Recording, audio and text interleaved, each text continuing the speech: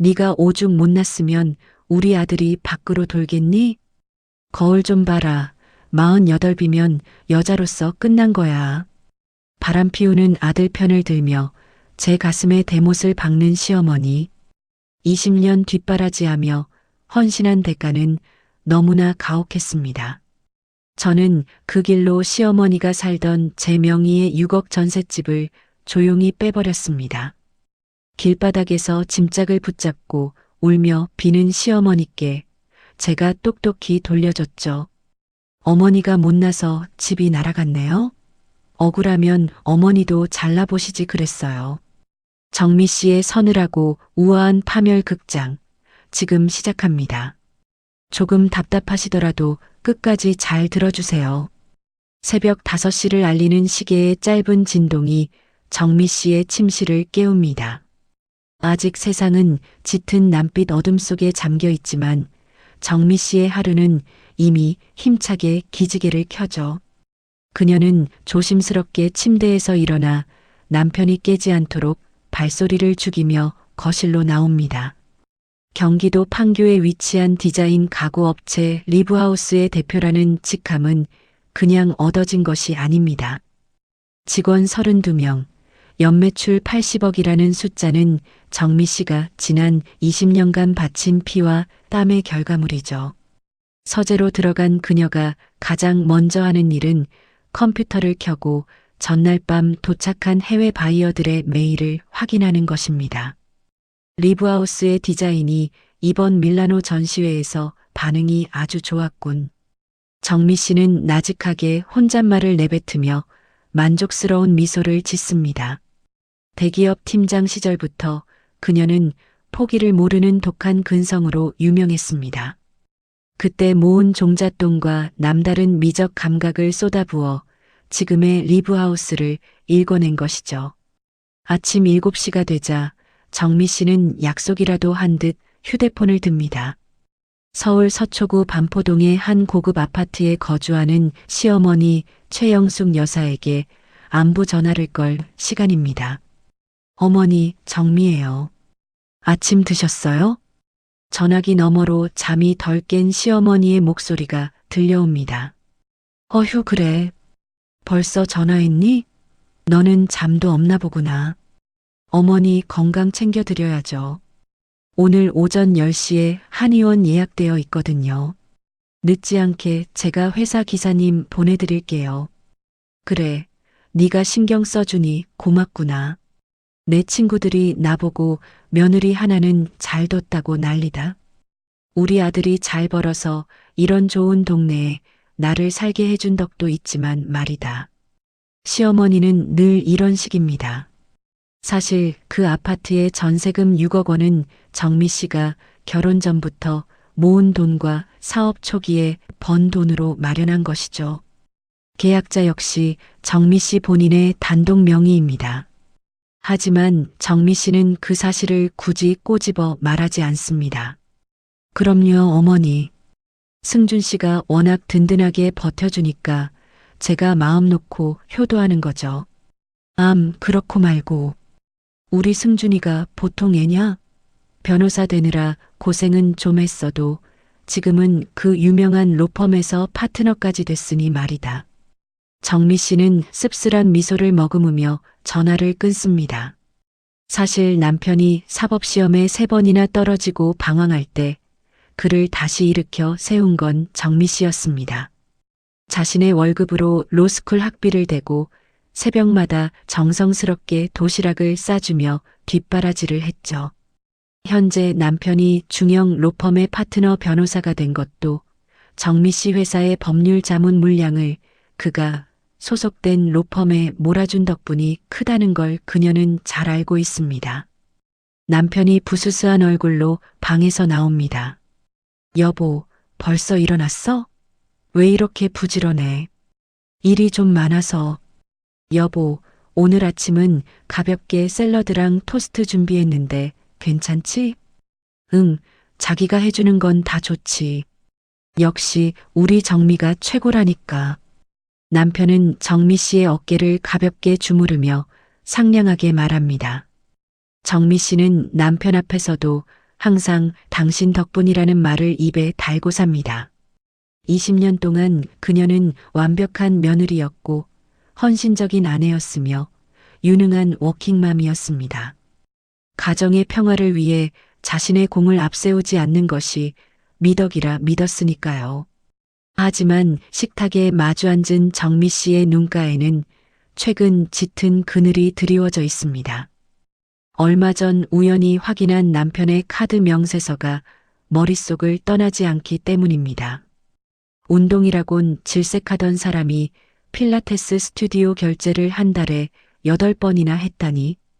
정미 씨는 애써 의심을 누르며 토스트를 한 입 베어 뭅니다. 게다가 며칠 전 새벽 2시 남편의 휴대폰이 짧게 진동하며 불이 들어왔던 순간이 기억납니다. 잠결에 본 남편은 다급하게 휴대폰을 뒤집어 숨겼었죠. 정미 씨는 아직 아무것도 확인하지 않았습니다. 진실을 마주하는 순간 자신이 쌓아 올린 이 완벽한 일상이 무너져 내릴 것만 같아 두려웠기 때문입니다. 여보, 오늘 퇴근 늦어? 저녁 같이 먹을 수 있을까? 오늘 거래처 미팅이 있어서 좀 늦을 것 같아. 먼저 자고 있어. 남편은 눈도 마주치지 않은 채 커피를 들이켜고 서둘러 집을 나섭니다.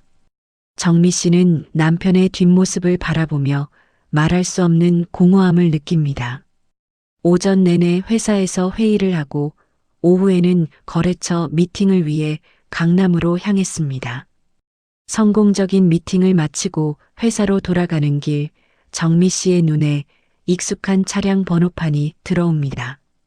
강남의 한적한 골목에 위치한 신축 오피스텔 주차장 입구였습니다. 저거 승준 씨 차 아닌가? 정미 씨는 무언가에 홀린 듯 차를 갓길에 세우고 주차장으로 들어갔습니다. 지하 1층 한 구석에 남편의 검은색 세단이 조용히 서 있었습니다. 로펌에서 한창 회의 중이라던 시간에 남편의 차가 왜 이곳에 있는 걸까요? 정미 씨는 떨리는 손으로 남편의 차 유리창 안을 들여다보았습니다. 운전석은 비어 있었지만 조수석 시트 위에는 낯선 핑크색 가방 하나가 놓여 있었습니다. 그것은 운동복과 필라테스 용품이 들어갈 법한 세련된 가방이었습니다. 정미 씨의 심장이 바닥으로 뚝 떨어지는 기분이 듭니다. 그녀는 한참 동안 그 자리에 서서 핑크색 가방을 멍하니 바라보았습니다. 주차장의 서늘한 공기가 그녀의 온몸을 파고 들어옵니다. 정미 씨는 가방을 쥔 손을 꽉 맞잡으며 떨림을 억제하려 애씁니다. 완벽하다고 믿었던 그녀의 하루가, 아니, 그녀의 20년 세월이 조금씩 균열을 일으키기 시작한 순간이었습니다. 강남의 그 오피스텔 주차장에서 돌아온 밤, 정미 씨는 단 한숨도 잠을 이룰 수 없었습니다.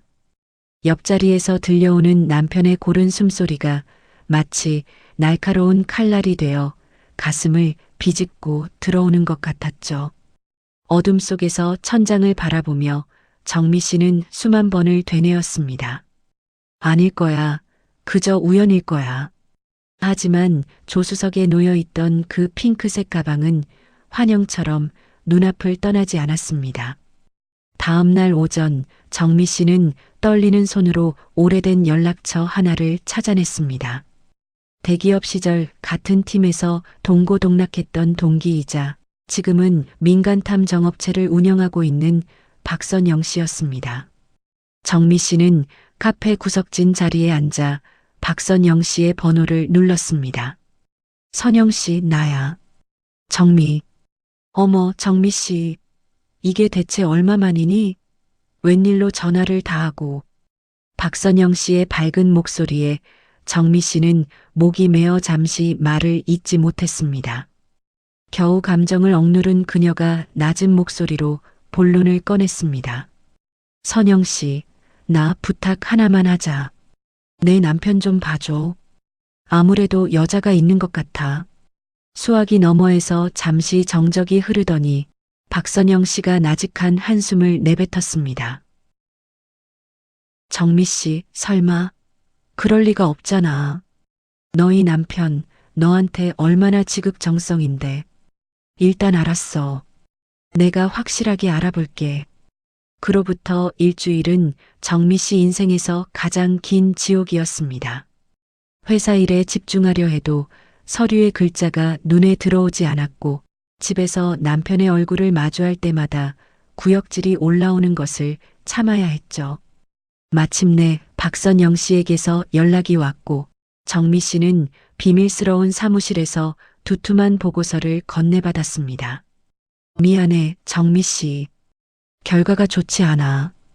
박선영 씨가 내민 보고서 안에는 정미 씨가 상상했던 것보다 훨씬 더 노골적이고 참담한 진실이 담겨 있었습니다. 사진 속에서 남편은 한 젊은 여자와 팔짱을 끼고 활짝 웃고 있었습니다. 그 표정은 정미 씨 앞에서는 단 한 번도 보여준 적 없는 아이처럼 해맑은 모습이었죠. 이름은 한소율 씨. 28살이야. 강남에서 꽤 유명한 필라테스 강사고 두 사람 만난 지 벌써 6개월이나 됐더라. 정미 씨는 떨리는 손으로 보고서를 한 장 한 장 넘겼습니다. 동영상 속 남편은 강남의 그 오피스텔로 자연스럽게 들어가고 있었습니다. 저 오피스텔, 남편이 월세를 내주고 있어. 보증금 말고 월세만 280만 원이야. 그런데 정미 씨, 이 돈의 출처가 좀 이상해서 확인해 봤거든. 박선영 씨가 가리킨 카드 사용 내역과 계좌 분석 자료를 본 정미 씨의 눈이 커졌습니다. 남편이 한소율 씨의 오피스텔 월세로 꼬박꼬박 송금한 돈은 다름 아닌 정미 씨 회사의 법률 자문료 계좌에서 빠져나가고 있었습니다. 자신이 잠을 줄여가며 발이 부르트도록 뛰어다니며 벌어들인 돈이 남편의 내연녀를 부양하는 데 쓰이고 있었던 것입니다. 정미 씨는 보고서를 꽉 쥔 채 화장실로 달려갔습니다. 변기를 붙잡고 한참을 헛구역질하던 그녀는 세면대 거울 앞에 섰습니다. 거울 속에는 48살의 한 여자가 서 있었습니다. 눈가의 주름은 깊어졌고 정수리 쪽에는 미처 발견하지 못한 흰머리가 보였습니다. 가족을 위해, 남편의 뒷바라지를 위해 헌신했던 지난 20년의 세월이 거울 속 여자의 얼굴 위에 고스란히 남아 있었습니다. 정미야, 너 참 바보같이 살았구나. 저 사람은 저렇게 젊고 싱싱한 여자랑 웃고 있는데 너는 대체 무엇을 위해 내 자신을 갉아먹으며 살았니? 눈물이 뺨을 타고 흘러내렸지만 정미 씨는 거칠게 눈물을 닦아냈습니다. 그녀는 20년간 거친 비즈니스 세계에서 살아남은 사업가였습니다. 감정에 휘둘리는 것이 협상에서 가장 큰 패배라는 것을 누구보다 잘 알고 있었죠. 그녀는 다시 서재로 돌아가 노트를 펼쳤습니다. 그리고 차가운 머리로 이혼 전문 변호사를 수소문하기 시작했습니다. 남편이 속한 로펌의 눈이 닿지 않는 곳, 서울에서 가장 공격적이고 치밀하기로 소문난 강일리 법률사무소의 강지혜 씨를 찾아냈습니다. 며칠 뒤 강지혜 변호사와의 상담실. 자료를 훑어보는 강지혜 씨의 눈빛이 날카롭게 빛났습니다. 정미 씨, 준비하신 자료가 정말 완벽합니다. 이 정도면 유책 배우자 확정이고 승소는 따놓은 당상이에요. 하지만 중요한 건 타이밍입니다. 강지혜 씨가 서류를 덮으며 정미 씨를 똑바로 응시했습니다. 지금 바로 터뜨리시면 안 됩니다. 남편분이 재산을 은닉하거나 대응할 시간을 주면 안 되니까요. 모든 증거와 가압류 준비를 완벽히 마친 다음에 동시다발적으로 공격해야 합니다. 그 전까지는 아무것도 모르는 척 해주셔야 해요. 정미 씨는 고개를 끄덕였습니다. 그리고 가슴속 깊이 담아두었던 질문을 던졌습니다. 변호사님, 제가 시어머니 전셋집도 빼버리고 싶습니다. 그 집 전세금 제 돈이고 제 명의거든요. 법적으로 문제가 없을까요? 강지혜 씨가 살짝 미소를 지었습니다. 전세 계약이 정미 씨 단독 명의이고 임차인이 시어머니 본인이 아니라면 계약 만기 시에 정미 씨께서 갱신을 거부하는 것은 정당한 권리입니다. 법적으로 아무런 걸림돌이 없죠. 그 말을 듣는 순간 정미 씨의 눈빛에서 슬픔의 그림자가 완전히 사라졌습니다. 그 자리를 채운 것은 시리도록 차가운 이성과 계산이었습니다. 상담을 마치고 나온 정미 씨는 박선영 씨에게 전화를 걸었습니다. 선영 씨, 추가 조사를 좀 해줘. 남편의 숨겨진 재산 상태 전부, 그리고 한소율 씨 재산이랑 가족 관계까지 하나도 빠짐없이 다 알아봐줘. 전화를 끊은 정미 씨는 바로 다음 번호를 눌렀습니다. 시어머니 최영숙 씨였습니다. 목소리는 평소보다 더 나긋나긋하고 다정했습니다. 어머니, 저예요. 잘 지내셨죠? 이번 주말에 제가 찾아뵐게요. 어머니께 드릴 말씀이 좀 있어서요. 네, 그럼 그때 뵐게요.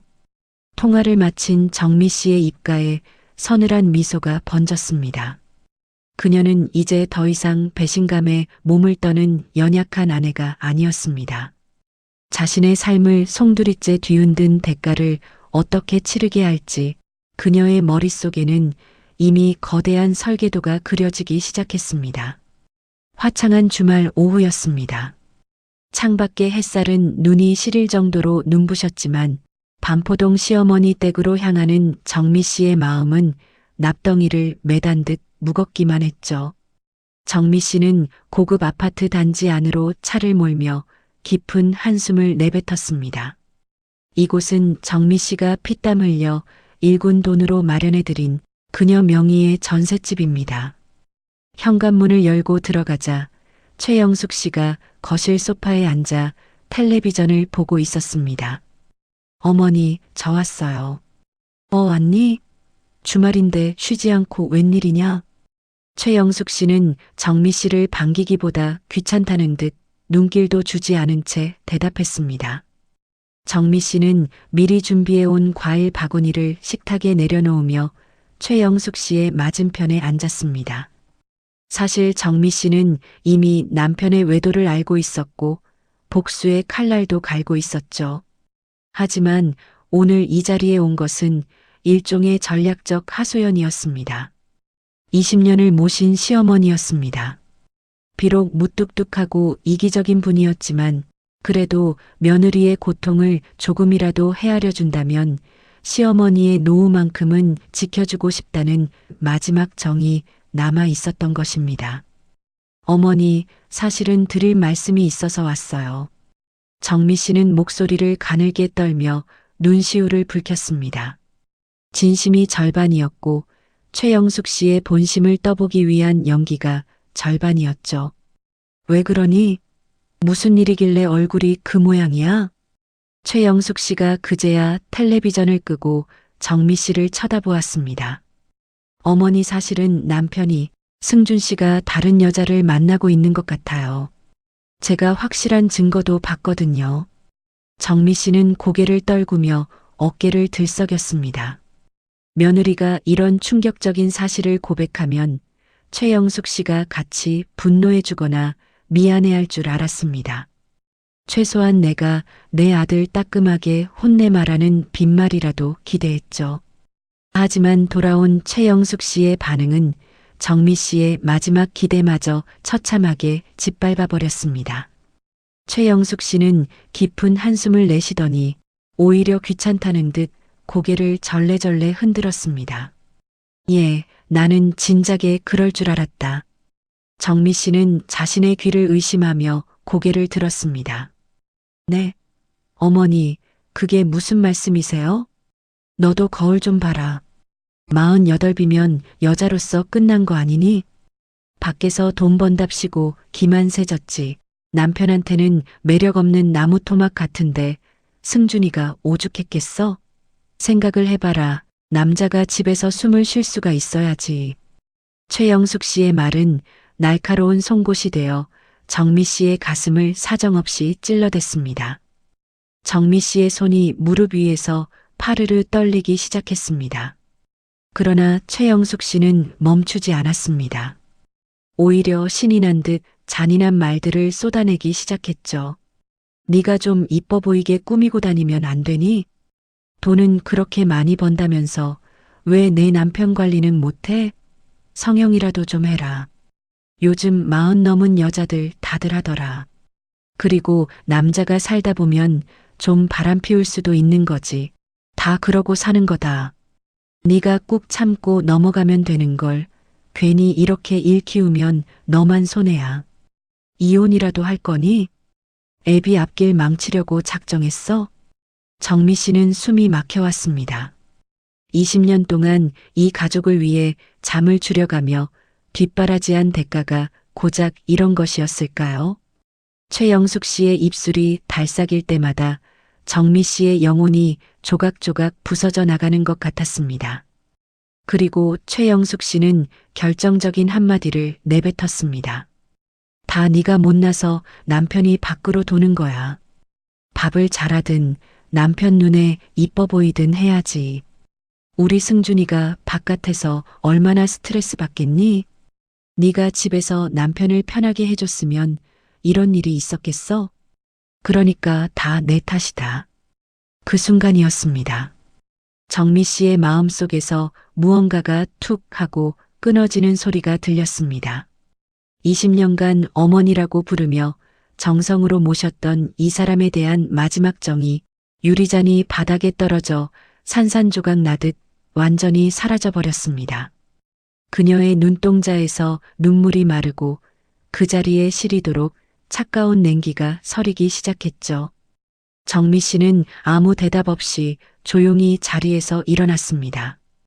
뺨을 타고 흐르던 눈물을 닦을 생각조차 하지 않았습니다.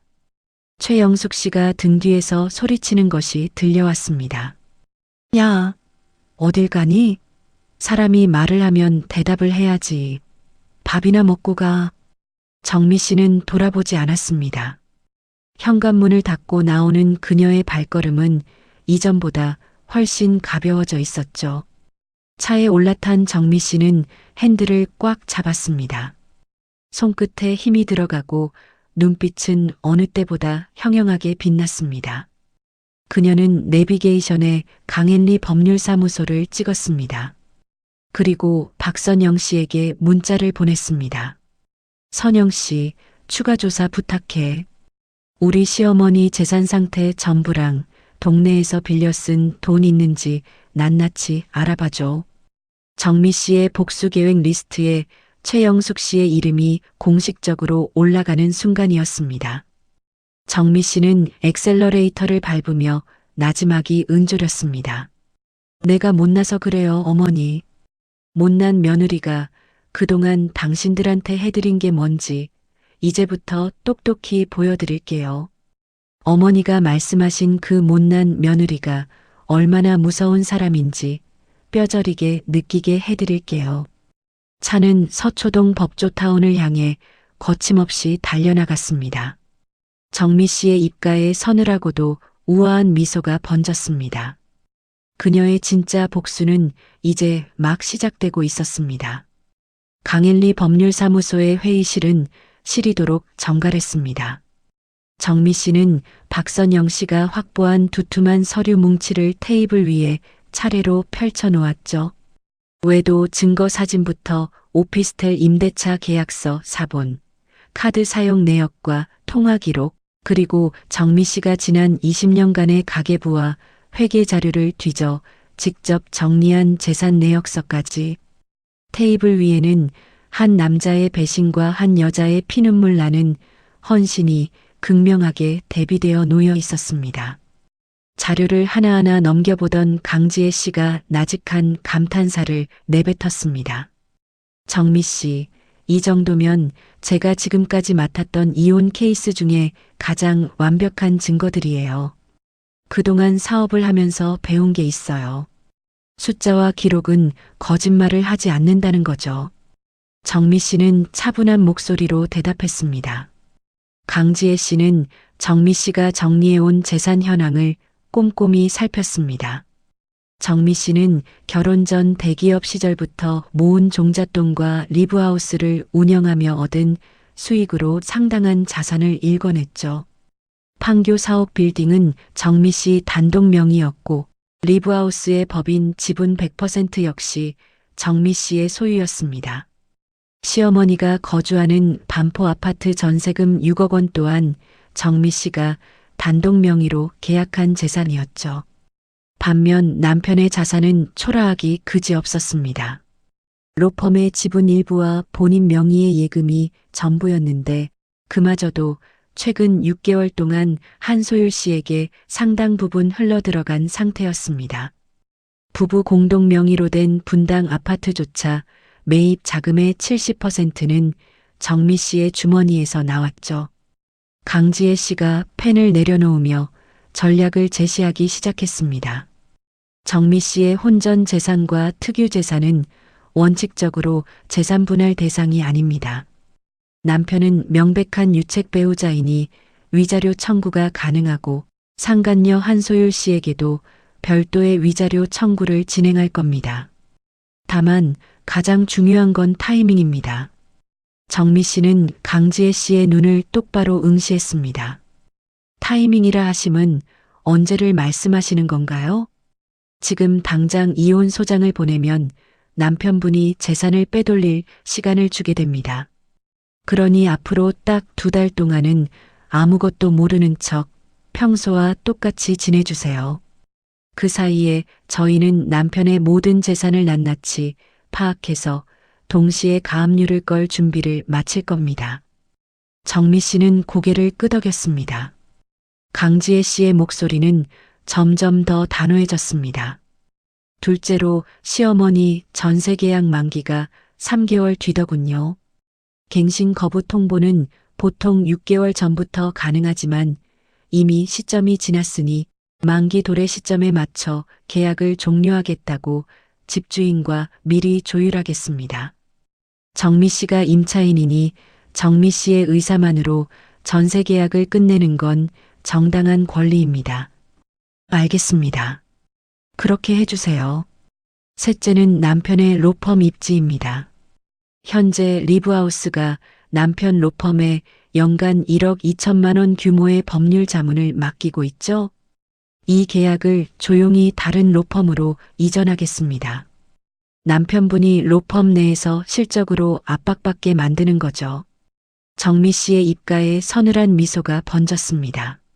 마지막으로 강지혜 씨는 상간녀 한소율 씨에 대한 위자료 소송도 동시에 준비하겠다고 덧붙였죠. 회의가 막바지에 다다랐을 때 정미 씨가 문득 생각난 듯 입을 열었습니다. 변호사님, 저 한 가지만 더 부탁드릴 게 있어요. 우리 시어머니가 동네 계모임에서 빌린 돈이 1,500만 원 정도 있거든요. 그동안 제가 효도하는 셈 치고 대신 갚아주고 있었는데 이것도 이제 딱 끊으려고요. 강지혜 씨가 고개를 끄덕이며 확신에 찬 목소리로 답했습니다. 물론입니다. 정미 씨가 시어머니의 개인적인 채무를 대신 변제해줄 법적 의무는 어디에도 없습니다. 그냥 오늘부터 멈추시면 됩니다. 정미 씨의 눈이 차갑게 빛났습니다. 복수는 단순히 화를 내고 소리를 지르는 것이 아니었습니다. 그녀가 20년간 몸담아온 비즈니스의 세계처럼 복수 역시 치밀한 시스템과 법의 테두리 안에서 이루어져야 한다는 것을 그녀는 잘 알고 있었죠. 감정은 억누르고 철저하게 이성으로 무장한 설계도가 완성되었습니다. 회의실을 나서기 전 정미 씨는 가방을 챙기며 강지혜 씨에게 마지막으로 말했습니다. 제가 앞으로 2달 동안 세상에서 제일 다정한 아내이자 며느리가 되어줄 거예요. 두 사람 모두 제가 아무것도 모른다고 믿게 만들 겁니다. 힘든 시간이 되겠지만 잘 버텨주세요, 정미 씨. 정미 씨는 사무실 문고리를 잡으며 나직하게 응조렸습니다. 그 2달이 끝나고 나면 그때 진짜 제 얼굴을 보여드릴 겁니다. 어머니와 남편이 한 번도 본 적 없는 진짜 저의 모습을요. 건물을 나서는 정미 씨의 위로 서울의 차가운 밤 공기가 쏟아졌습니다. 하지만 그녀의 심장은 그 어느 때보다 뜨겁게 그리고 고요하게 뛰고 있었습니다. 정미 씨는 이제부터 시작될 2달간의 시간을 황금빛 가면 기간이라고 이름 붙였습니다. 겉으로는 누구보다 화려하고 눈부신 평화를 연기하겠지만 그 가면 뒤에는 서슬퍼런 칼날을 숨기고 있었죠. 복수는 가장 따뜻하고 다정한 모습으로 다가가야 가장 깊은 곳을 찌를 수 있다는 것을 정미 씨는 잘 알고 있었습니다.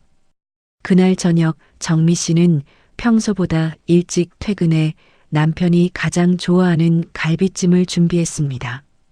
현관문 소리가 들리고 남편이 들어오자 정미 씨는 앞치마를 두른 채 환한 미소로 그를 맞이했죠. 어머, 여보 왔어? 고생 많았지? 남편은 의아한 듯 눈을 동그랗게 뜨며 정미 씨를 바라보았습니다.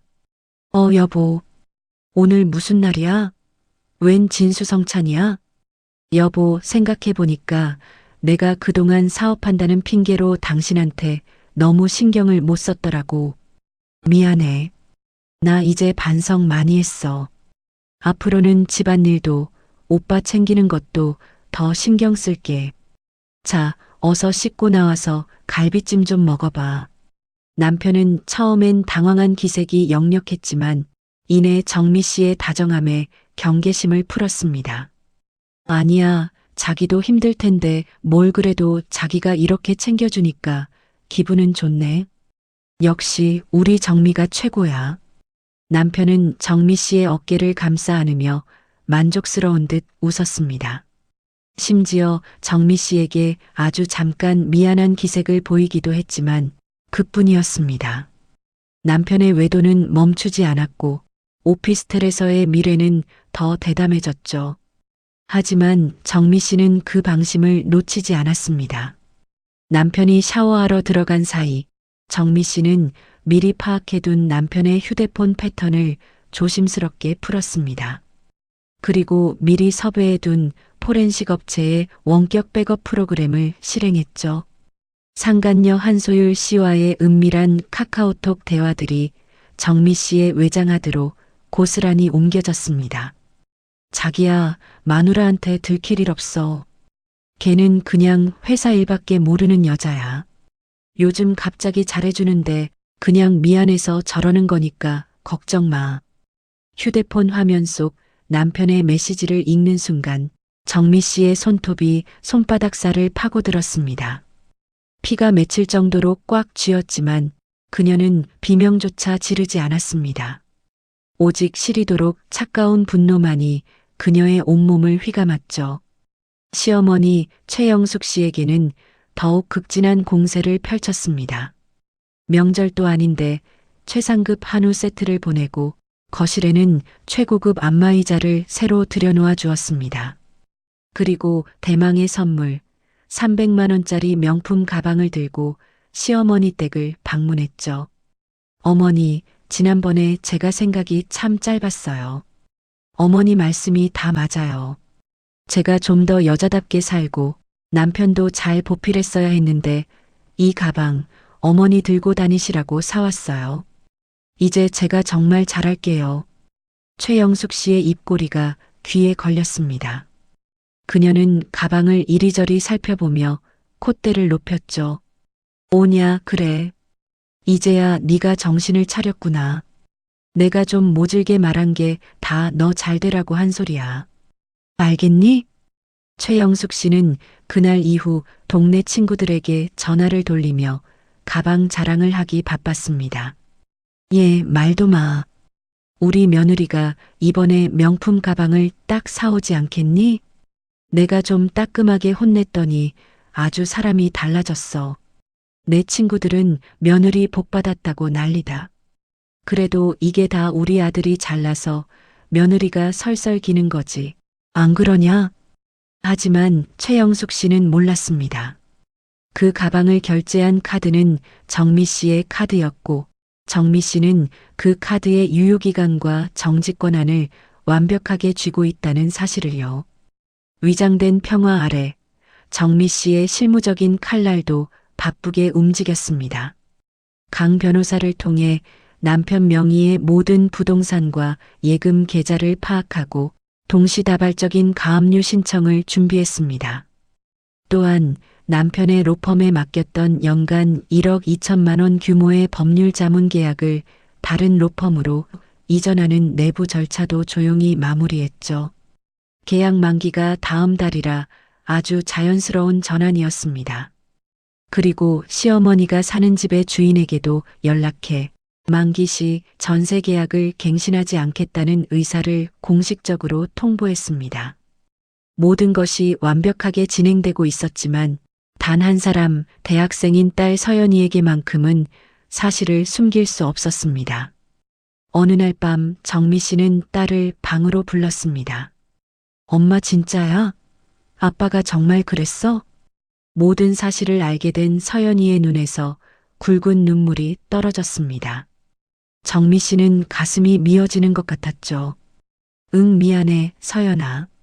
이런 모습을 보여줘서.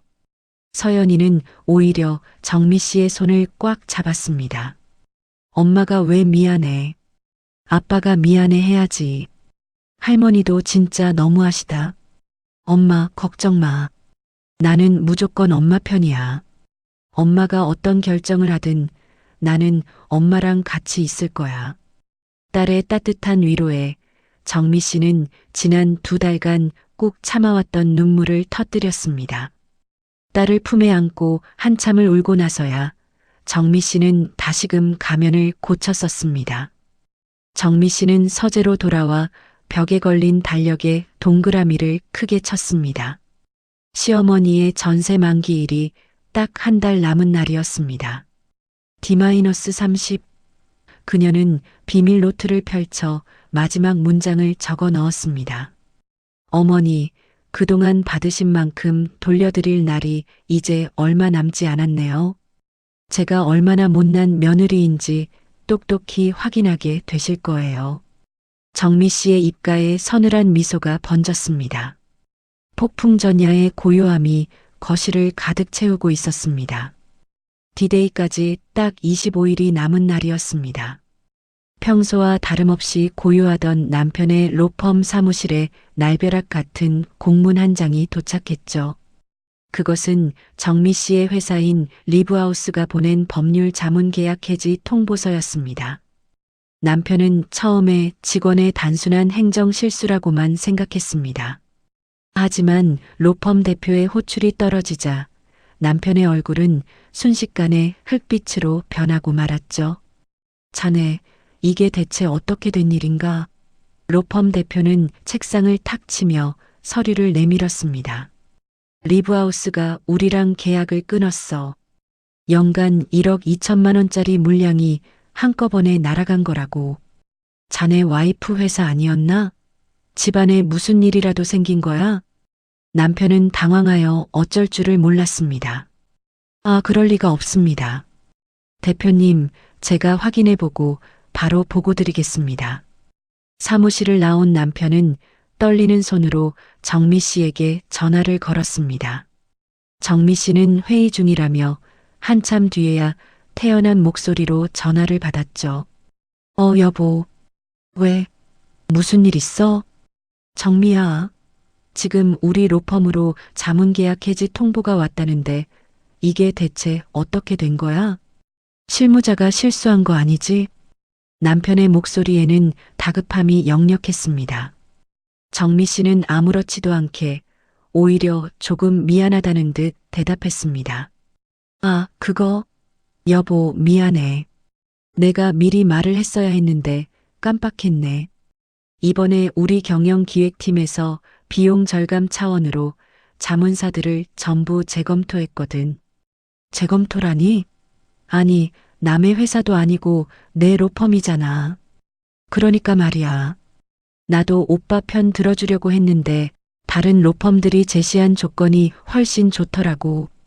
주주들도 보고 있는데 나만 고집 부릴 수가 없었어. 당신네 로펌이 다른 데보다 좀 비싸기도 하잖아. 이해해 줄 거지? 남편은 할 말을 잃었습니다. 아내의 말은 철저히 사업적인 논리였고 평소 완벽하게 일 처리를 하는 정미 씨의 성격을 알기에 더는 따질 수도 없었죠. 하지만 로펌 내에서의 상황은 심각했습니다. 그동안 남편이 파트너 변호사 자리를 유지할 수 있었던 건 실력보다 집사람 회사의 든든한 물량 덕분이라는 걸 동료들 모두가 알고 있었기 때문입니다. 남편의 등 뒤로 동료들의 수군거림이 비수처럼 꽂히기 시작했습니다. 비슷한 시기 정미 씨는 민간 탐정업체를 운영하는 박선영 씨를 통해 더 흥미로운 정보를 입수했습니다. 남편이 푹 빠져 있는 상간녀 한소율 씨에 대한 이야기였죠. 정미 씨, 이 여자 보통이 아니야. 그냥 필라테스 강사인 줄 알았는데 SNS 인플루언서로 아주 활발하더라고. 박선영 씨가 내민 태블릿 PC 속에는 한소율 씨의 화려한 일상이 담겨 있었습니다. 남편에게 받은 명품 가방과 시계 사진들이 즐비했죠. 하지만 사진 밑에 달린 해시태그는 정미 씨의 실소를 자아냈습니다. 해시태그 보이지? 나를 위한 선물, 열심히 일한 당신 떠나라, 셀프 선물. 남편 돈으로 사놓고는 다 자기가 번 돈으로 산 것처럼 꾸며놨어. 참 대단하네, 정말. 더 놀라운 건 말이야. 이 여자 정미 씨 남편만 만나는 게 아니야. 필라테스 회원 중에 다른 유부남이랑도 깊은 관계를 유지하고 있다는 정황이 잡혔어. 아무래도 남편은 그냥 돈줄 중 하나인 모양이야. 정미 씨는 그 정보를 보고 잠시 생각에 잠겼습니다. 지금 당장 남편에게 이 사실을 알려주고 싶었지만 그녀는 차분하게 숨을 골랐습니다. 이 카드는 가장 결정적인 순간에 써야 한다는 것을 본능적으로 알고 있었기 때문이죠. 정미 씨는 조용히 자료를 덮으며 박선영 씨에게 말했습니다. 아직은 아니야. 이건 잘 챙겨두고 있어줘. 가장 비참한 순간에 깨닫게 해줘야 하니까. 한편 시어머니 최영숙 씨는 여전히 아무것도 모른 채 평화로운 나날을 보내고 있었습니다. 동네 경로당에서 할머니들과 화투를 치며 며느리 자랑에 여념이 없었죠. 아유, 우리 며느리가 요즘 얼마나 효도를 잘하는지 몰라. 안마의자에 한우에 내 친구들은 다 나만 부러워해. 그런데 갑자기 최영숙 씨의 휴대폰이 시끄럽게 울렸습니다. 동네 계모임 회장이었습니다. 영숙 씨, 이번 달 갯돈이 왜 안 들어왔어? 매달 며느리가 넣어주던 거 아니었어? 최영숙 씨는 당황하여 바로 정미 씨에게 전화를 걸었습니다. 예, 정미야. 갯돈 회장한테 전화가 왔는데 돈이 안 들어왔다더라. 어떻게 된 거니? 정미 씨는 아주 밝고 다정하게 대답했습니다. 어머니, 죄송해요. 이번 달에 우리 회사에서 설비 투자를 좀 크게 했더니 자금 사정이 잠깐 빠듯해졌네요. 제가 다음 달에는 꼭 챙겨서 넣을게요. 어머니, 잠깐만 기다려 주실 수 있죠? 최영숙 씨는 평소 한 번도 돈 때문에 속 썩인 적 없는 며느리였기에 투덜거리면서도 전화를 끊었습니다.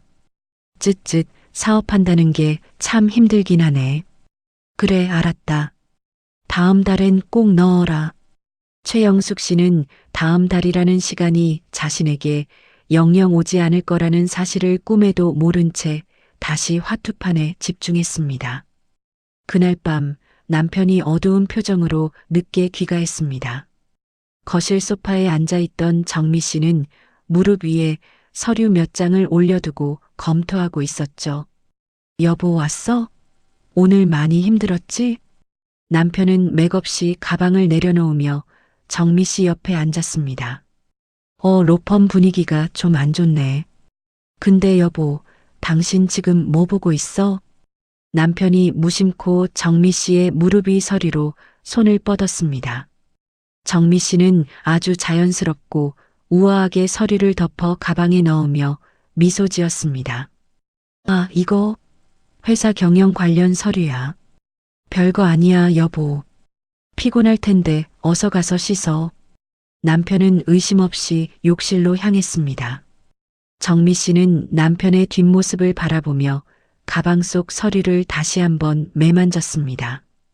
그것은 강 변호사가 보내온 이혼 소장의 초안이었습니다. 정미 씨의 입가에 차가운 달빛 같은 미소가 어렸습니다. 바벨탑에 생긴 작은 균열이 거대한 붕괴로 이어질 시간은 이제 머지 않았습니다. 드디어 약속된 심판의 날, 전세 계약 만기일의 아침이 밝았습니다. 서초구 반포동의 고급 아파트 안에서는 웃음소리가 끊이지 않았죠. 최영숙 씨는 오늘을 위해 며칠 전부터 동네 친구 4명을 초대해 호화로운 점심 모임을 준비했습니다. 식탁 위에는 정미 씨가 보내준 최상급 한우가 구워지고 있었고, 거실 한복판에는 정미 씨가 사준 명품 가방이 보란 듯이 놓여 있었습니다. 어머, 영숙 씨. 가방이 정말 영롱하다. 이거 요즘 구하기도 힘들다던데? 친구 한 명이 부러운 듯 가방을 매만지자 최영숙 씨는 짐짓 아무렇지도 않은 척 어깨를 으쓱했습니다. 그거 우리 며느리가 내 생각해서 사온 거야. 내가 지난번에 좀 따끔하게 혼을 냈더니 아주 정신을 차렸더라고. 최영숙 씨는 와인 잔을 가볍게 흔들며 득이양양하게 말을 이어갔습니다. 내가 우리 아들 하나는 정말 잘 키웠잖니. 승준이가 로펌에서 얼마나 잘 나가는지 이런 데서 나를 살게 해주는 것만 봐도 알지. 며느리는 뭐 우리 아들 복이지. 잘난 남편 만났으니 이만큼 누리고 사는 거 아니겠어? 친구들은 부러움 섞인 한숨을 내쉬며 고개를 끄덕였습니다. 최영숙 씨의 허영심이 정점에 달해 있던 바로 그 순간 고요한 집안의 날카로운 초인종 소리가 울려 퍼졌습니다. 누구지? 과일 배달 왔나? 최영숙 씨는 가벼운 발걸음으로 문을 열었습니다. 하지만 문 앞에 서 있는 사람들을 본 순간 그녀의 얼굴에서 웃음기가 순식간에 사라졌습니다. 그곳에는 차가운 검은색 코트에 선글라스를 낀 정미 씨가 서 있었습니다. 그녀의 뒤로는 낯선 정장 차림의 남성 2명과 파란색 조끼를 입은 이삿짐 센터 직원 4명이 버티고 서 있었죠. 정민이, 네가 이 시간에 웬일이니? 그리고 이 사람들은 다 뭐야? 정미 씨는 대답 대신 옆에 서 있던 남성에게 눈짓을 보냈습니다. 법원에서 나온 집행관이 무표정한 얼굴로 서류를 내밀었습니다. 최영숙님 되십니까?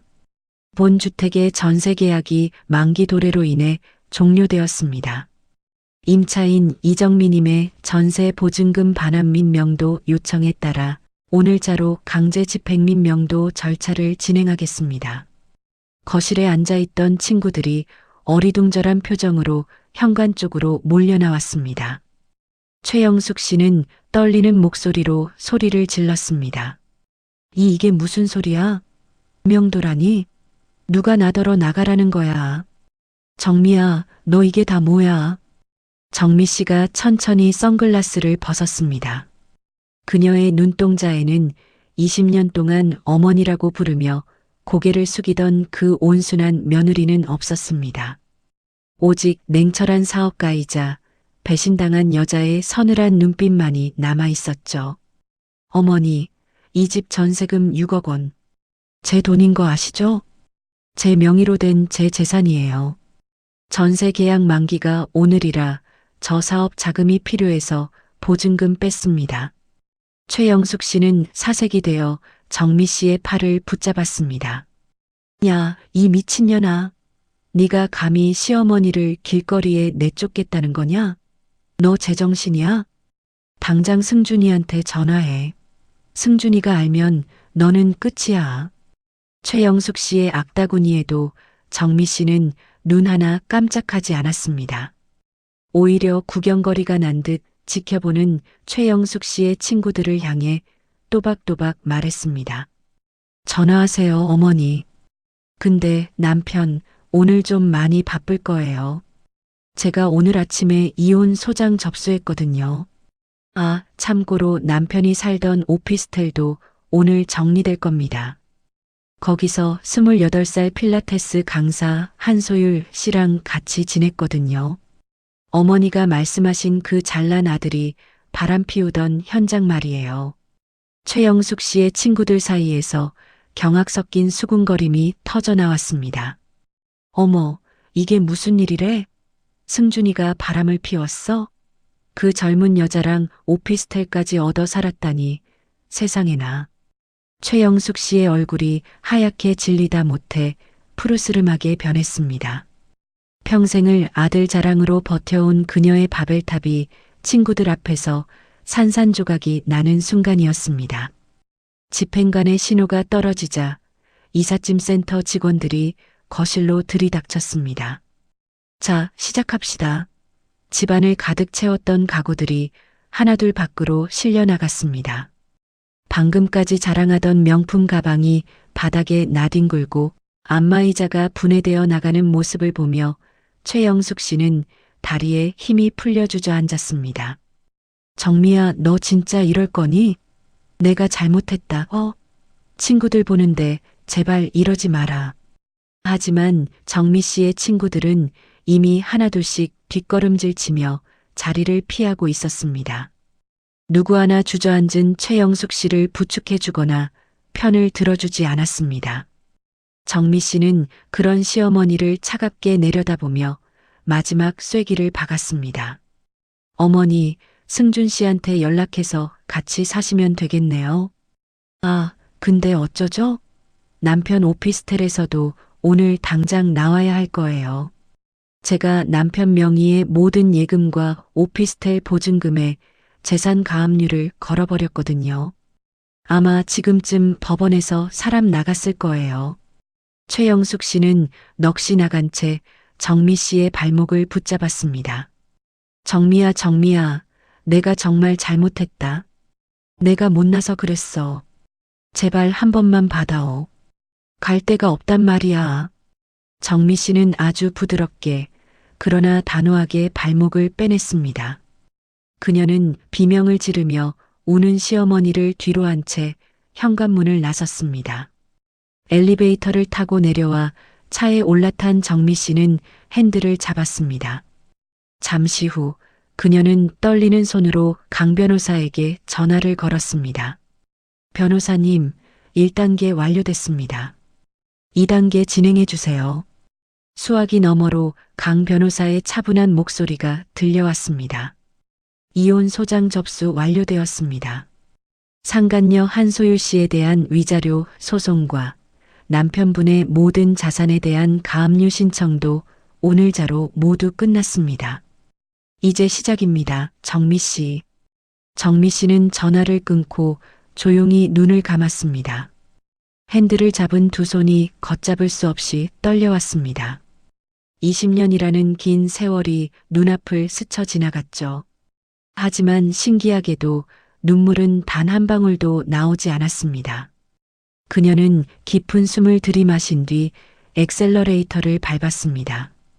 어머니라고 믿었던 사람과 남편이라고 믿었던 사람을 한꺼번에 도려낸 그녀의 가장 길고도 짧았던 심판의 날이 저물어가고 있었습니다.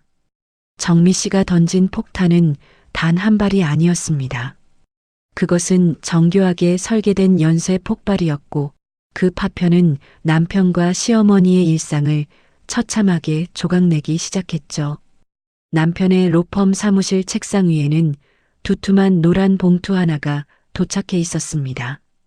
떨리는 손으로 봉투를 뜯은 남편의 눈앞에 이혼 소장이라는 네 글자가 선명하게 박혔습니다.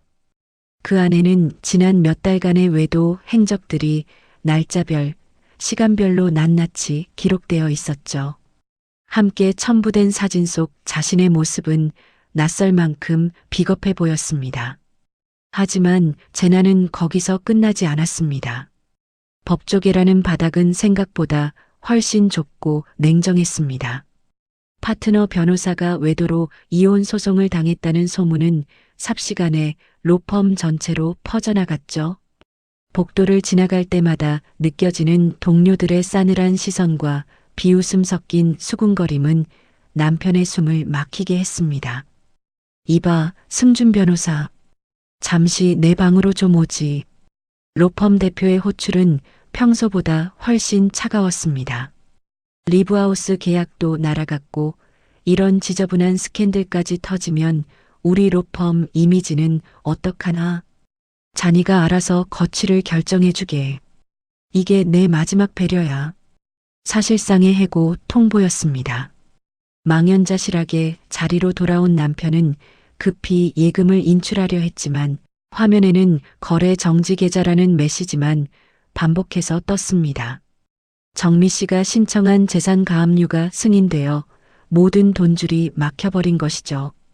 그때 상간녀 한소율 씨로부터 다급한 전화가 걸려왔습니다. 오빠, 나 지금 소송장 받았어. 위자료 2천만 원 청구라니 이게 뭐야?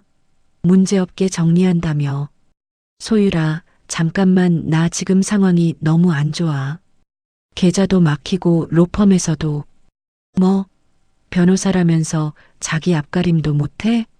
한소율 씨의 날카로운 목소리가 귀를 찔렀습니다. 그런데 바로 그 순간 승준의 메일함으로 익명의 메일 한 통이 도착했습니다. 그 안에는 정미 씨가 보낸 마지막 비수가 들어 있었죠.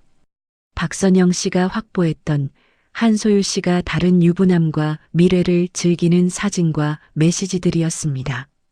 남편은 배신감에 몸을 떨었습니다. 정미 씨를 배신하고 선택한 사랑이 결국 자신을 돈줄로만 여기던 가짜였다는 사실에 치가 떨렸죠.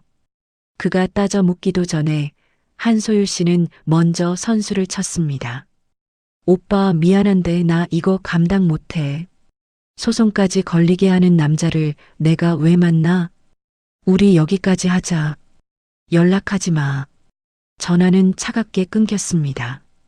가압류가 걸린 오피스텔에서는 당장 짐을 빼야 했죠. 그 시각 최영숙 씨의 상황은 더욱 지옥 같았습니다. 반포 아파트에서 쫓겨나 갈 곳이 없던 최영숙 씨는 커다란 이민 가방 2개를 끌고 남편의 오피스텔로 찾아왔습니다. 하지만 그곳 역시 집행관들이 들이닥쳐 짐을 밖으로 내놓고 있었죠. 결국 모자는 강남의 허름한 모텔 방 하나를 잡아 들어갔습니다.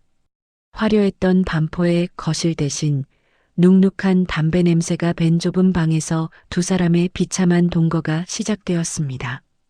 야, 이 못된 놈아. 네가 바람을 피워서 이 지경이 된 거 아니냐? 내가 널 어떻게 키웠는데 내 노후를 이렇게 망쳐. 최영숙 씨가 아들의 가슴을 주먹으로 치며 오열했습니다. 평소라면 묵묵히 들었을 남편도 이번에는 폭발하고 말았습니다. 엄마가 정미한테 뭐라고 했어? 네가 못나서 남편이 밖으로 도는 거다라고 했지? 엄마가 그때 정미 편 한 번만 들어줬어도 정미가 이렇게까지 독하게 나오지는 않았을 거야. 뭐라고? 지금 이게 다 내 탓이라는 거야? 그래. 엄마가 며느리 귀한 줄 모르고 막말하는 바람에 내 앞길까지 다 막힌 거라고. 엄마가 못나서 집이 날아간 거란 말이야. 세상에서 제일 잘난 아들과 대단한 어머니였던 두 사람은 서로에게 가장 잔인한 화살을 쏘아대며 찢겨나갔습니다. 서로를 의지해야 할 유일한 혈육이 서로에게 가장 큰 고통이 된 셈이죠. 같은 시각 정미 씨는 분당 아파트에서 딸 서연이와 마주 앉아 있었습니다. 식탁 위에는 따뜻한 된장찌개와 정갈한 밑반찬들이 놓여 있었죠. 소란스러운 모텔 방과는 대조적으로 집안은 고요하고 평온했습니다. 엄마 괜찮아? 서연이가 걱정스러운 눈빛으로 물었습니다. 정미는 숟가락을 내려놓고 딸의 손을 가만히 잡았습니다. 괜찮진 않아. 20년 세월을 통째로 도려냈는데 어떻게 괜찮겠니? 가슴 한구석이 텅 빈 것 같아. 정미 씨의 눈가에 잠시 이슬이 맺혔지만 그녀는 곧게 허리를 폈습니다. 근데 서연아, 후회는 안 해. 이렇게 하지 않았으면 엄마는 평생 그 사람들 밑에서 못난 여자로 살았을 테니까. 이제야 비로소 숨이 쉬어지는 것 같아. 응, 엄마. 잘했어. 내가 있잖아. 서연이의 지지에 정미 씨는 희미한 미소를 지었습니다. 식사를 마치고 거실로 나온 정미 씨의 휴대폰이 쉴 새 없이 진동하기 시작했습니다. 최영숙 씨로부터 부재중 전화 27통, 남편으로부터 부재중 전화 14통, 그리고 제발 한 번만 만나달라 죽을 죄를 지었다는 구걸 섞인 문자 메시지들이 쏟아졌습니다. 정미 씨는 휴대폰을 뒤집어 소파 위에 놓았습니다. 아직 전화를 받을 때가 아니었습니다. 그들이 겪어야 할 지옥은 이제 겨우 시작이었으니까요. 정미 씨는 창밖의 야경을 바라보며 깊은 숨을 들이마셨습니다. 오직 자신과 딸만을 위한 가장 조용한 밤이 깊어가고 있었습니다. 서초동 아파트에서 쫓겨난 지 어느덧 2주일이라는 시간이 흘렀습니다. 최영숙 씨의 삶은 그야말로 지옥 그 자체였죠. 좁고 눅눅한 모텔방에서의 생활은 칠순을 넘긴 노인에게 가혹하기만 했습니다. 매일 아침 눈을 뜨면 날아오는 것은 계모임 회장의 빚 독촉 전화와 한때 아들 잘 뒀다며 부러워하던 동네 친구들의 싸늘한 수군거림 뿐이었습니다. 영숙이네 아들이 바람 피워서 며느리한테 쫓겨났다며? 그러게 말이야. 평소에 며느리를 그렇게 잡더니 꼴 좋게 됐네. 시장에만 나가도 등 뒤로 꽂히는 비수 같은 말들에 최영숙 씨의 자존심은 이미 바닥까지 내려앉았습니다. 결국 그녀는 마지막 남은 자존심마저 내던지기로 결심했습니다. 정미 씨의 회사 리브하우스의 화려한 사옥 로비에 최영 씨가 나타났습니다. 헝클어진 머리에 초라한 옷차림을 한 그녀는 로비 소파에 멍하니 앉아 정미 씨를 기다렸죠. 어머, 저 할머니 누구야? 우리 대표님 시어머니 아니셔? 맞는 것 같은데 왜 저렇게 초라해지셨대? 지나가는 직원들의 수군거림이 최영숙 씨의 귓가를 때렸지만 그녀는 고개를 숙인 채 아무 말도 할 수 없었습니다. 잠시 후 단정하고 우아한 정장 차림의 정미 씨가 로비로 내려왔습니다. 정미 씨는 굳은 표정으로 최영숙 씨를 바라보더니 조용히 회의실로 그녀를 안내했습니다. 회의실 문이 닫히자마자 최영숙 씨는 갑자기 정미 씨 앞에 무릎을 꿇었습니다. 70대 초반의 마른 몸이 차가운 대리석 바닥에 털썩 소리를 내며 닿았죠. 정미야, 아니 애미야. 내가 잘못했다. 내가 정말 죽을 죄를 지었어. 정미 씨는 당황한 기색을 숨기며 그녀를 내려다보았습니다. 어머니, 이게 뭐 하시는 거예요? 일어나세요. 아니, 못 일어난다. 네가 용서해주기 전까지는 절대로 못 일어나. 우리 아들이 잘못한 건 내가 100번 1000번 인정하마. 하지만 제발 우리 아들 앞길만큼은 망치지 말아다오. 로펌에서도 쫓겨나고 앞길이 막막하다는데 애미인 내가 무릎이라도 꿇어야지 어쩌겠니. 제발 한 번만 받아오. 응? 최영숙 씨는 정미 씨의 바짓가랑이를 붙잡으며 오열했습니다. 20년 동안 어머니라고 부르며 모셨던 노인의 눈물에 정미 씨의 가슴 한쪽이 저릿하게 아파왔습니다. 그녀도 사람이기에 함께 보낸 세월의 무게에 마음이 흔들리는 것은 어쩔 수 없었죠. 하지만 그 찰나의 흔들림을 잡아세운 것은 과거의 서늘한 기억이었습니다. 40대 후반이면 여자로서 끝난 거 아니니? 다 네가 못나서 남편이 밖으로 도는 거야. 최영숙 씨가 뱉었던 잔인한 말들이 환청처럼 정미 씨의 귓가를 맴돌았습니다. 정미 씨는 깊은 숨을 내뱉으며 떨리는 목소리로 입을 열었습니다. 어머니, 일어나시라고 했어요. 최영숙 씨가 신락 같은 희망을 품은 눈으로 고개를 들었습니다. 하지만 정미 씨의 눈동자는 그 어느 때보다 차갑게 빛나고 있었습니다. 어머니, 기억나세요? 네가 못나서 남편이 밖으로 도는 거다. 어머니가 제 가슴에 대못을 박으며 하신 말씀 말이에요. 최영숙 씨의 표정이 순식간에 얼어붙었습니다. 그 말, 오늘 제가 그대로 돌려드릴게요. 어머니가 못나서, 자식 교육 잘못 시켜서, 며느리 귀한 줄 몰라서 이 집이 날아간 거예요. 남편 탓도 아니고 제 탓도 아니에요. 바로 어머니가 못나서 벌어진 일이라고요. 최영숙 씨는 충격받은 듯 입을 벌린 채 아무 말도 하지 못했습니다. 지난 20년 동안 제가 어머니께 해드린 게 뭔지 아세요? 반포 아파트 전세금 6억, 매달 드린 생활비 200만 원, 매주 보내드린 한의원비에 동네 계모임 빚까지 다 합치면 제가 어머니께 쏟아부은 돈만 10억이 넘어요. 그런데 어머니가 그 긴 시간 동안 저한테 해주신 건 도대체 뭐예요? 네가 못나서 여자로서 끝물이다. 남편 관리를 못한다.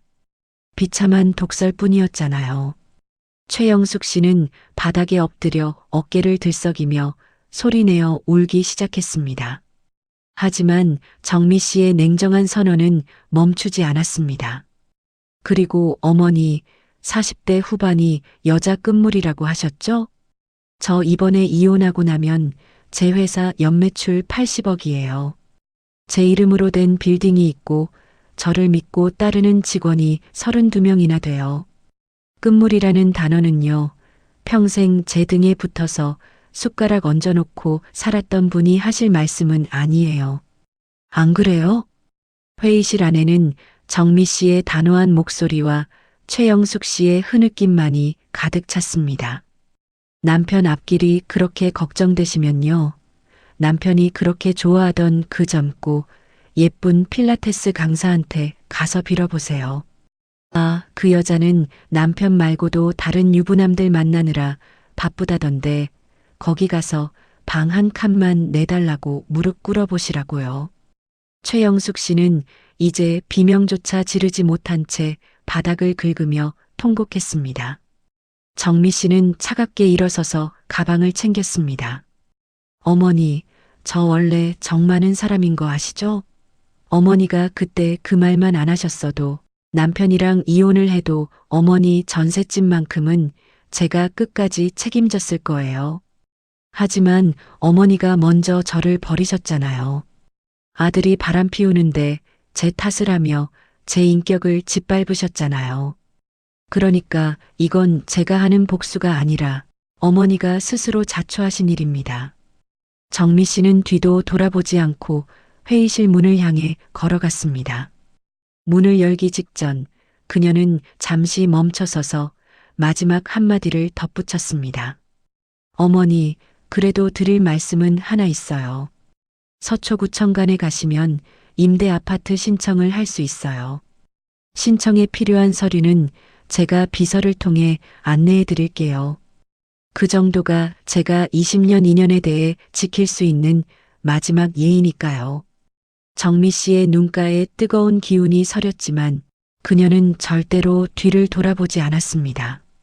사옥 옥상으로 올라간 정미 씨는 차가운 바람을 맞으며 하늘을 올려다보았습니다. 매서운 바람이 뺨을 스쳤지만 이상하게도 마음은 한없이 가벼웠죠. 20년 동안 어깨를 짓누르던 무거운 짐을 내려놓은 기분이었습니다. 가벼움과 동시에 밀려오는 묵직한 공허함. 정미 씨는 그 묘한 감정을 가만히 음미하며 길게 숨을 내뱉었습니다. 드디어 그녀의 인생에서 가장 길었던 겨울이 끝나가고 있었습니다. 폭풍우가 몰아치던 계절이 지나고 어느덧 6개월이라는 시간이 흘렀습니다. 시리던 공기는 온데간데였고 세상은 다시금 완연한 봄의 기운으로 가득 찼죠. 정미 씨에게 지난 6개월은 20년의 세월을 정리하고 오롯이 자신으로 돌아오는 치열한 시간이었습니다. 마침내 법원에서 최종 판결이 내려지던 날 정미 씨는 꼿꼿한 자세로 재판정의 결과를 들었습니다. 판결은 명확했습니다. 남편이었던 승준 씨는 명백한 유책 배우자로 판명되어 위자료 5천만 원 지급 명령을 받았죠. 정미 씨가 가장 공들였던 재산 분할에서도 승소했습니다. 결혼 전부터 일궈온 그녀의 혼전 재산과 특유 재산은 분할 대상에서 완전히 제외되었습니다. 부부 공동 명의였던 분당 아파트 역시 정미 씨의 압도적인 기여도가 인정되어 그녀의 소유로 돌아왔습니다. 상간녀였던 한소율 씨에게도 위자료 2천만 원 판결이 내려졌죠. 법원을 나서는 정미 씨의 어깨 위로 따스한 햇살이 쏟아졌습니다. 반면 남편은 초라한 모습으로 법원 뒷문을 빠져나갔습니다. 그는 로펌에서 권고사직을 당한 후 변두리에 작은 개인 사무실을 차렸지만 업계의 시선은 싸늘하기만 했습니다. 신용은 바닥으로 떨어졌고 한때 파트너 변호사로 누리던 영광은 흔적도 없이 사라졌죠. 최영숙 씨는 결국 정미 씨가 안내해 준 대로 서초구의 한 임대 아파트에 둥지를 틀었습니다. 복수는 서슬퍼랬지만 정미 씨는 70대 노인을 차마 길바닥에 버려둘 수는 없었습니다. 직접 마주하지는 않았지만 비서를 통해 임대 아파트 신청 서류 작성을 꼼꼼히 도와주었죠. 그것이 인간으로서 그리고 한때 가족이었던 사람에 대해 정미 씨가 지킨 마지막 선이었습니다. 정미 씨의 회사 리브하우스는 이혼 후 오히려 날개를 단 듯 성장했습니다. 가정사에 쏟던 에너지를 오로지 사업에만 집중한 결과였죠. 염원하던 일본 시장 진출이 성공적으로 성사되었고 브랜드의 가치는 나날이 치솟았습니다. 어느 경제 전문지와의 인터뷰에서 정미 씨는 담담하게 말했습니다. 제 인생에서 가장 뼈아픈 투자 실패는 결혼이었습니다. 하지만 그 실패를 딛고 깨달은 가장 큰 투자 성공은 결국 저 자신이었습니다. 그 인터뷰는 많은 여성 독자들에게 커다란 울림을 주었습니다. 회사로 돌아온 어느 날 정미 씨의 책상 위에 구불구불한 글씨로 적힌 편지 한 통이 놓여 있었습니다. 최영숙 씨가 보낸 편지였습니다. 정미야, 시어미가 잘못했다. 네가 우리 집에 온 이후로 네가 해준 것밖에 없는데 나는 그걸 미처 몰랐구나. 내 눈엔 아들만 보이고 며느리는 보이지 않았어. 네가 베풀어준 그 많은 것들을 이제야 하나하나 세어보니 정말 끝이 없더라. 미안하다. 용서해달라는 염치 없는 말은 못하겠고 그냥 정말 미안하다는 말만 하마. 부디 건강해라. 정미 씨는 그 편지를 읽고 창밖을 보며 한참을 앉아 있었습니다. 용서가 되느냐고 묻는다면 여전히 고개를 젓게 됩니다. 그녀가 받은 상처는 종이 한 장에 씻길 만큼 가벼운 것이 아니었으니까요. 하지만 정미 씨는 그 편지를 찢어버리지 않았습니다. 조용히 접어 책상 서랍 깊숙한 곳에 넣어두었죠. 미움조차 삶의 한 조각으로 품기로 한 것입니다. 딸 서연 씨는 이제 정미 씨의 가장 든든한 조력자가 되었습니다. 대학을 졸업한 서연 씨는 리브하우스의 인턴으로 입사해 정미 씨의 뒤를 밟기 시작했죠. 엄마, 이 가구 배치가 이번 시즌 핵심 맞지? 응, 우리 딸. 역시 감각이 남다르네. 정미 씨는 회사에서 딸을 엄격하면서도 다정하게 가르쳤습니다. 엄마, 나 진짜 열심히 배울 거야. 나도 엄마처럼 멋진 경영자가 될 거니까. 아니, 나중엔 엄마보다 더 잘 나갈 거야. 각오해. 서연이의 당찬 포부에 정미 씨는 환하게 웃으며 딸의 머리를 쓰다듬어 주었습니다. 두 모녀의 웃음소리가 사무실에 가득 찼습니다. 어느 늦은 오후 정미 씨는 완공된 새 시즌 쇼룸을 점검하기 위해 나섰습니다. 이번 컬렉션의 테마는 바로 두 번째 봄이었습니다. 모진 겨울을 견디고 기어코 꽃을 피워낸 나무처럼 상처를 딛고 일어선 사람들이 스스로를 보듬을 수 있는 따뜻한 공간을 디자인했죠. 쇼룸을 둘러보던 서연 씨가 다가와 물었습니다. 엄마, 궁금한 게 있어. 이 컬렉션 이름을 왜 하필 두 번째 봄이라고 지었어? 정미 씨는 창밖으로 보이는 흐드러진 벚꽃을 바라보며 미소 지었습니다. 48배 모든 것을 잃었다고 생각했던 여자. 누군가는 인생의 끝물이라며 비웃었지만 그녀는 결코 무너지지 않았습니다. 지금 그녀는 자신의 이름으로 세운 건물에서 직접 만든 가구들에 둘러싸여 가장 아름답게 빛나고 있었습니다. 서연아, 사람에게 봄이 평생 한 번만 온다고 생각하니? 보통은 그렇게 생각하지 않아? 정미 씨가 천천히 고개를 저었습니다. 아니야. 첫 번째 봄은 누구나 맞이하는 자연스러운 계절이지만 두 번째 봄은 조금 다르단다. 그건 매서운 추위와 눈보라를 버텨낸 사람에게만 주어지는 선물 같은 거야.